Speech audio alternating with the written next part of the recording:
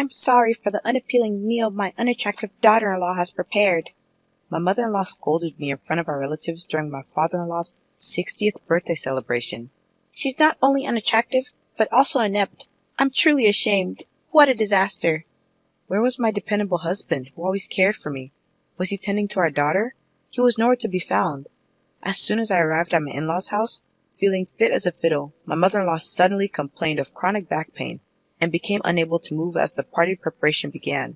She delegated all the preparation work to me. Later, she continued to belittle me in front of our gathered relatives who were there to celebrate my father-in-law.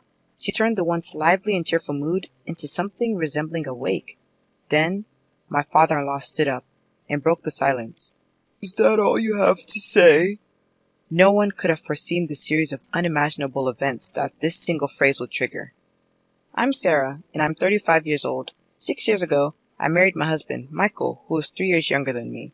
We also have a 5-year-old daughter. My mother-in-law seemed displeased with me since I was older than her son. Every time we visited her house during New Year's, Memorial Day, or national holidays, she'd make sarcastic remarks at me in my husband's absence. I wish I had a younger, vibrant, and cuter daughter-in-law, not a woman full of age spots like you. Do I really look that old? Yes, very! Don't you see your own face in the mirror every day? It does hurt to be criticized about your appearance, especially as a woman. But I thought it was better not to make a big deal of it since we had only met a few times a year. However, this seemed to irritate her even more and she began to use more harsh words. You're quite thick-skinned for an old woman. You don't get upset no matter what I say. I find it annoying that you don't show a shred of modesty. Yeah. What should I say to my mother-in-law, who only says things that make me feel at a loss for words? In front of my husband, she hides her true dark nature and speaks kind words to me. My husband seems to have no idea that I'm being mistreated by her. But if I were to accidentally vent my frustrations, I would likely be the one blamed, so I've always held back. Visiting the house with my mother-in-law present felt truly burdensome. However, it was a significant celebration for my kind father-in-law's 60th birthday. Many relatives were gathering, and we were having a grand event, so I decided to attend. My father-in-law is a quiet man who doesn't talk much, but he wraps me in his subtle kindness. When I'm feeling down because of my mother-in-law's nasty words, he gently approaches me and speaks to me. Sarah, if you're having a hard time, feel free to tell me. If it's alright, I'd like to be there for you. I wonder if my father-in-law realized that I was being harassed by my mother-in-law. But to protect me from further harassment behind the scenes, he consciously refrained from openly supporting me.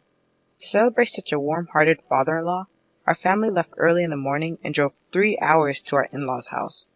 I was feeling a bit under the weather with the low-grade fever and lingering fatigue, so my husband, Michael, took it upon himself to do all the driving. On reaching my in-laws' place, my mother-in-law stepped lightly out of the front door with a gleeful expression.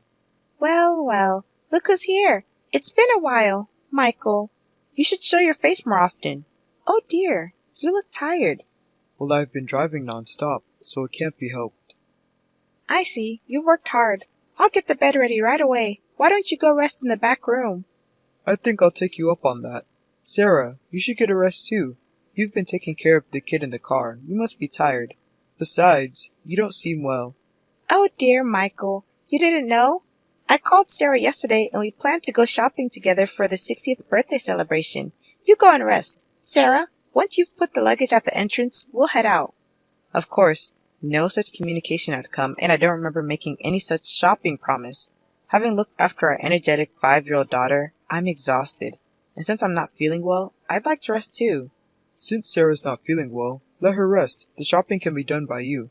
But it's your father's big celebration. I want to choose the best ingredients with Sarah. Sarah, you'll keep your promise with me, right? She certainly knows how to make a good excuse. Without giving me a chance to refuse after setting down the luggage, she forcefully pulled me by the arm and shoved me back into the car we had just gotten out of. Then, glaring at me fiercely, she snapped, I don't think you need time to rest. However, right after that, she switched her expression to a big smile and loudly said, Thank you for driving the car. I'm so happy. Knowing my mother-in-law, if I opposed her now, it would surely make the whole day a disaster. I reluctantly got into the driver's seat. I'm fine, so Michael, you just rest. I'll go shopping with mother-in-law. As I tried to hand over our daughter to Michael, mother-in-law took my daughter from my arms and swiftly seated her in the child seat, quickly closing the door. Looking after the child is a mother's duty. Well, Michael, we're off. Once she got into the passenger seat, her sweet tone from before completely changed as she started berating me. So, you can't even look after your child properly? Stop using Michael for your convenience. You're just an incompetent daughter-in-law who's only aged. What was terrifying was that she maintained a sweet facade since Michael was still nearby. Oblivious to all this, Michael waved us goodbye. I drove my unfamiliar husband's car toward a large supermarket. Of course, there was no way mother-in-law would stay quiet during the drive, and she started lecturing me right away. I'll make you regret lazing around while making my son drive. Mother-in-law, please don't say such scary things. I've been feeling feverish and fatigued since this morning. Your poor health is due to your bad management. Also, your crow's feet have increased, and the spots on your cheeks have darkened. I can't even bear to look, and your skin has lost its elasticity. I had lost all my energy to respond to her harsh words, and barely managed to arrive at the supermarket, nodding along the way. This is really exhausting. I wonder how all the other daughter-in-laws in the world manage to endure such treatment from their mothers-in-law. My high-spirited mother-in-law, without even a word of thanks, jumped out of the car and swiftly handed me 2 shopping carts. You're so slow. Get a move on. When I tried to avoid the crowds, she swiftly moved forward, filling the shopping basket with luxury foods like USDA prime beef, crab, salmon roe, and melons. And then she started to add in things clearly not needed for the day. Mother-in-law, do we need these urgently? I asked. We're bulk buying, so we don't have to come to the supermarket again and again. You should know that without being told, she replied. Feeling helpless, I let her do as she pleased. By the time we finished shopping, the 2 baskets were piled high. We're going to check out. Hurry up. Stop dilly-dallying. Despite her rush, when it came time to pay at the counter, my mother-in-law showed no intention of taking out her wallet. Mother-in-law, the payment, I began, but with her hands folded behind her, she didn't move an inch. When I asked for the money again, she glared at me and got angry. You should pay for everything. Excuse me? I stammered. As a wife, it's your duty to entertain your husband's father. Don't be stingy and just pay. I ended up having to pay a total of $300 at the cash register to avoid making a scene. Not having any cash on me, I paid with my credit card. As a part-time worker trying to raise a child, this was a significant blow to my finances. And to make matters worse, I had brought $300 as a birthday gift for my father-in-law's 60th birthday, but I couldn't use that. The expense meant I would have to cut back even more on our living costs in the future, and the burden that had already been heavy just became even heavier.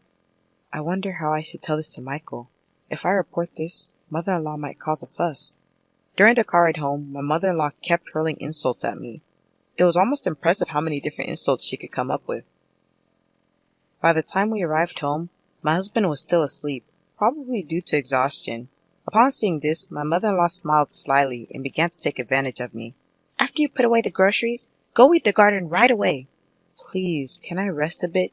You have no right to defy your mother-in-law. This is the consequence for making Michael drive alone. So this is what you meant by making me regret, I murmured.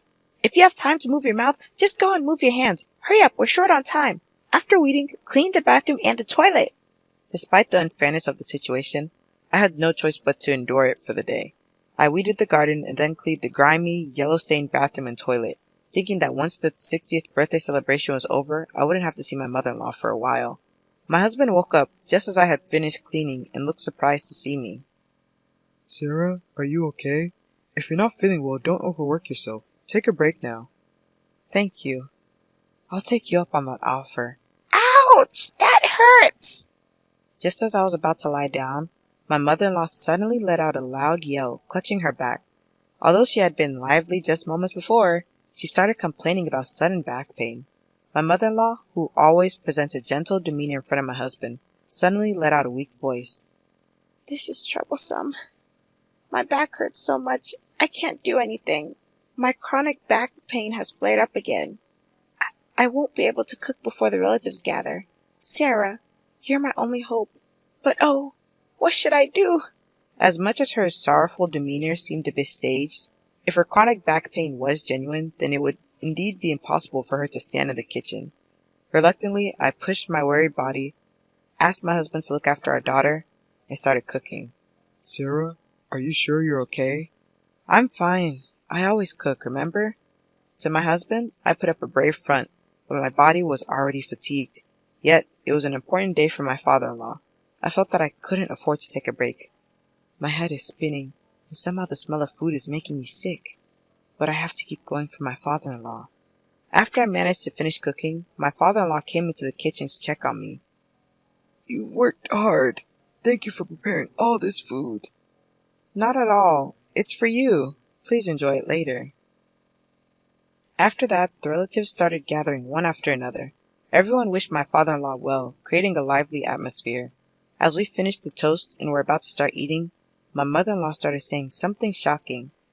I'm sorry, everyone, but due to my chronic back pain flaring up on this important birthday celebration, the food was all cooked by my daughter-in-law. I apologize for the unappetizing food made by my unattractive daughter-in-law. Both my father-in-law and husband froze at my mother-in-law's sudden outburst.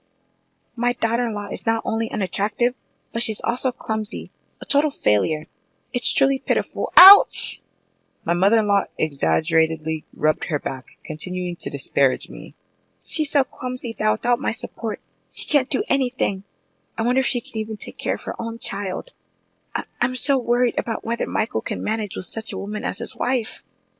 What was supposed to be a festive atmosphere quickly turned gloomy, resembling more of a wake than a celebration. My usually supportive husband, who was supposed to be looking after our daughter, was nowhere to be found. At that moment, my father-in-law, who had been sitting quietly, suddenly stood up. Is that all you wanted to say? Huh? Seems like it. Maybe we should kick out the useless one then.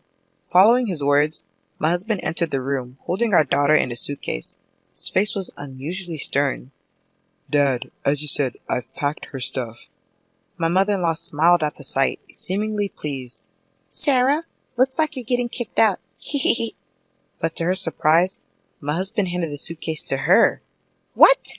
My father-in-law's booming voice added the final blow. Take that and get out of this house right away! Although she seemed unable to comprehend what was happening, my mother-in-law quickly understood the situation. Why should I be the one kicked out? It's Sarah who's useless. The bathroom is always covered in mold. The toilet left dirty. And you call Sarah useless when you barely cook anything? Not to mention how harshly you've been treating her. I've had enough. It's the mother-in-law's duty to discipline the daughter-in-law. I was only pointing out her shortcomings. Discipline? What era do you think we're living in? Realizing that an angry father-in-law, eyebrows raised, wouldn't take her side, mother-in-law turned to her usual theatrics and began crying to my husband. Michael, don't misunderstand. We might need to take care of your father someday, right? So, I was teaching Sarah how to be a good wife. As tough as that was. Take care of him? That's a laugh. I won't be fooled by you anymore. You've just been bullying Sarah. Even today, despite feeling unwell, she came along to celebrate Dad's 60th birthday. Sarah volunteered to celebrate, didn't she? Don't lie. You also made her pay for the groceries, didn't you? I found a receipt from today in her bag when she was trying to take out candies for our daughter. It shows that Sarah paid with her credit card. I just asked her to pay because I didn't have any cash on hand. I was planning to pay her back, honestly. Really? If I hadn't noticed, you would have just kept quiet. I've turned a blind eye to the common mother-in-law and daughter-in-law issues, but you're going too far. I'm fed up with living with a spiteful old woman. Seeing my husband and father-in-law turn away from her, mother-in-law began to blame me with all her usual acting prowess, tears streaming down her face. So, Sarah has been making false accusations about me. That's terrible. You're all making me the villain. No, I haven't said anything. But it's a fact that you've been bullying me, isn't it? For the sake of father-in-law and my husband, who had gone to great lengths for me, I gathered the courage and spoke the truth for the first time. I would no longer let mother-in-law have her way. That's right. We heard about it from Mia. We also know about the nasty comments you made about Sarah at the supermarket and in the car. Afterwards, you made Sarah do all the weeding and cleaning the bathroom and the toilet. Yeah, Grandma was mean to Mommy. She made her clean a lot of places. You can't trust what a child says. Mia doesn't lie. Let's check the dash cam footage. That should clear everything up. Michael, could you do that? Good idea, Sarah. I'll do that right away. What is that? Ignoring his mother's question, Michael went to the car parked outside, started the engine, and began playing the dash cam footage. The latest device, which can also record the inside of the car, was installed, so even facial expressions were clear. Ah, it's showing. She was saying these things. I'm shocked. Everyone, come over here and watch this. Relatives who had followed to see what was happening all checked the footage. Upon viewing, they began to comment. This is terrible indeed. Wow, this is the worst. Mother-in-law, who had stayed in the house insisting she wasn't at fault, began to panic as the atmosphere grew tense and ran barefoot toward the car. Everyone was taken aback by her swift movements, despite her supposed back pain. So, the back pain was just an act then. I'm all better now. After casually responding to my words, she tried to awkwardly seat herself in the driver's seat to turn off the dash cam. But she was firmly held by my father-in-law, making it impossible for her to move. Stop this right now. Don't look at them. But it was too late. No amount of yelling could help her. With all her misdeeds exposed, my mother-in-law, stunned and speechless, sank down helplessly. That's when my father-in-law casually handed her a single piece of paper. I filled in my part. You just need to write your part and submit it. What? Isn't this a divorce form? I had it prepared just in case. I never thought I'd have to use it. Don't ever cross my doorstep again. Wait a minute. I promise to stop harassing Sarah. Please forgive me. The sight of my mother-in-law begging for forgiveness with tears in her eyes was truly pitiful. But this too was likely an act. I firmly pushed my mother-in-law away. You let the cat out of the bag about bullying your daughter-in-law at the end. I will never forgive you. You might want to leave before the neighbors gather round. Oh no. This is terrible. The commotion attracted the attention of neighbors who watched from a distance. Perhaps not wanting to make a scene, she promptly took the divorce form and suitcase, and her supposed back pain was nowhere to be found. She rushed out of the garden. The villain had been dealt with, but I returned home filled with guilt. I'm sorry for all this during your 60th birthday celebration, Dad. When I earnestly apologized, he responded, Sarah, you did nothing wrong. I'm sorry for all the trouble we've caused. Let's start over. My father-in-law smiled. The relatives also watched with kind expressions. Later, they praised the dishes I had prepared and ate heartily. At that moment, all the fatigue seemed to fly away. Thus, we celebrated my father-in-law's 60th birthday in a grand manner. My mother-in-law, who was initially reluctant to agree to the divorce, eventually agreed, and they divorced amicably. It was also revealed that she had been misappropriating funds from my father-in-law's account, and she was ordered to repay $10,000 that she had spent recklessly. Unable to find work due to her lack of experience, she now works as a janitor in an office building late at night. With barely any money left, she lives in a run-down apartment that's seen better days. On the other hand, I found out that I was pregnant with my second child. It seemed that the feeling of discomfort I had earlier was due to my pregnancy. 5 months have passed since then, and my husband Michael has been very caring. The ultrasound revealed that we're expecting a boy. Both Michael and my father-in-law are looking forward to his arrival. Already excited, my father-in-law sent over blue baby clothes. My adorable daughter is overjoyed at the thought of having a younger brother, and practices taking care of a baby with her dolls every day. Watching her gives me immense happiness.